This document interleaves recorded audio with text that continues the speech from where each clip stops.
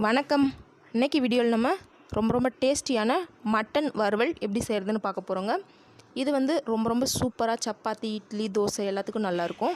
வாங்க எப்படி செய்கிறதுன்னு வீடியோவில் பார்க்கலாம். ஃபஸ்ட்டு இந்த மட்டன் வறுவல் செய்கிறதுக்கு ஒரு குக்கர் அடுப்பில் வச்சு அதில் 1/2 கிலோ அளவுக்கு மட்டன் சேர்த்துக்கிறேன்.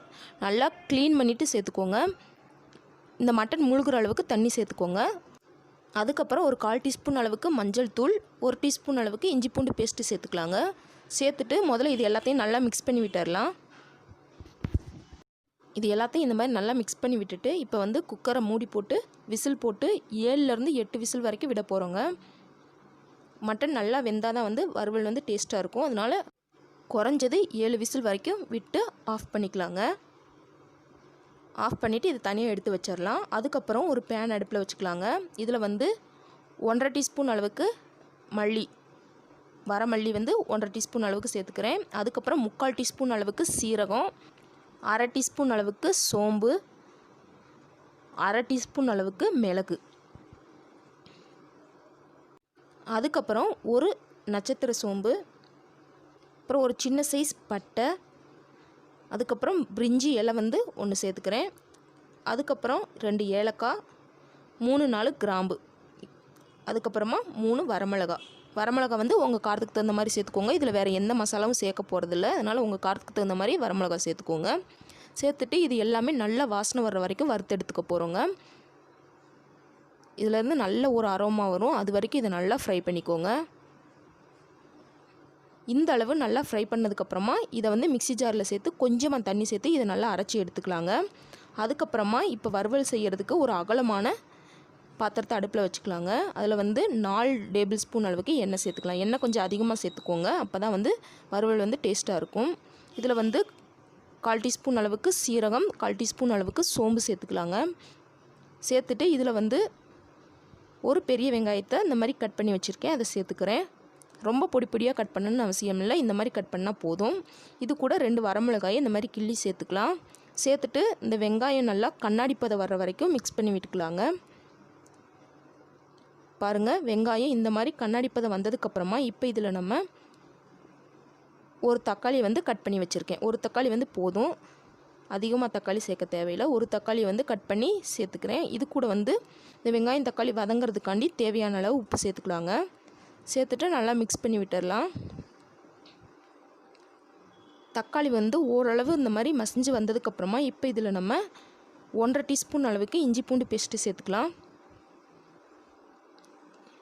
சேர்த்துட்டு இந்த இஞ்சி பூண்டு பேஸ்ட்டோட பச்சை வாசனை போகிற வரைக்கும் நல்லா மிக்ஸ் பண்ணி விட்டுக்கலாங்க. பாருங்கள், இஞ்சி பூண்டு பேஸ்ட்டோட பச்சை வாசனை போயிடுச்சு. இந்த ஸ்டேஜில் நம்ம அரைச்சி வச்சுருக்க மசாலாவை இதில் சேர்த்துக்கலாம். கொஞ்சமாக தண்ணி சேர்த்து இந்த மாதிரி அரைச்சி எடுத்து வச்சுருக்க மசாலாவை இதில் சேர்த்துக்கலாம். சேர்த்துட்டு அதோட கொஞ்சமாக நம்ம ஏற்கனவே கறி வேக வச்சோம்ல அந்த தண்ணியை ஊற்றி அலசி இதில் சேர்த்துக்கலாங்க. சேர்த்துட்டு நல்லா மிக்ஸ் பண்ணி விட்டுட்டு இந்த மசாலாலேருந்து எண்ணெய் நல்லா பிரிஞ்சு வர்ற வரைக்கும் ஒரு 2 நிமிஷம் நல்லா மிக்ஸ் பண்ணிகிட்டே இருங்க. பாருங்கள், 2 நிமிஷத்தில் மசாலாலேருந்து எண்ணெய் நல்லா பிரிஞ்சு வர ஆரம்பிச்சிருச்சு. இந்த ஸ்டேஜில் நம்ம ஏற்கனவே வேக வச்சு எடுத்து வச்சுருக்க மட்டனை இதில் சேர்த்துக்கலாங்க. தண்ணியெல்லாம் நல்லா வடிச்சிட்டு மட்டனை மட்டும் சேர்த்துக்குறோங்க. மட்டனை சேர்த்துட்டு இந்த மசாலாவோட நல்லா மிக்ஸ் பண்ணி விட்டுடலாங்க.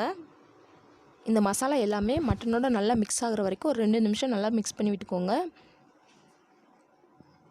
இந்த அளவு நல்லா மிக்ஸ் பண்ணி விட்டதுக்கப்புறமா இப்போ இதில் நம்ம மட்டன் வேக வச்ச தண்ணி எடுத்து வச்சுருக்கோம்ல அந்த தண்ணியை இதில் சேர்த்துக்கலாங்க. சேர்த்துட்டு இது நல்லா கொதிக்க விட்டுருங்க.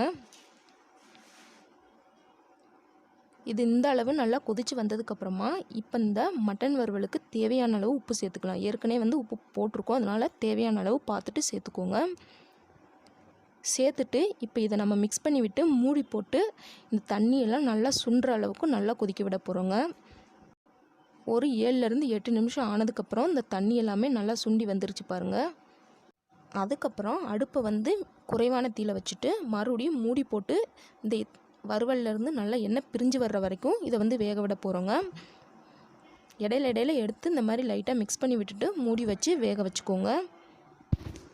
அடுப்பை குறைவான தீயிலையே ஒரு 5 நிமிஷம் நல்லா வேக வச்சிங்கன்னா எண்ணெயில் நல்லா பிரிஞ்சு வந்துடும். வறுவலோட டேஸ்ட்டும் ரொம்ப அதிகமாகிடும். பாருங்கள், எண்ணெய் நல்லா பிரிஞ்சு வந்துருச்சு. இந்த ஸ்டேஜில் அடுப்பு ஆஃப் பண்ணிடலாங்க. அவ்வளோதாங்க, ரொம்ப ரொம்ப டேஸ்டியான மட்டன் வறுவல் ரெடி ஆயிடுச்சு.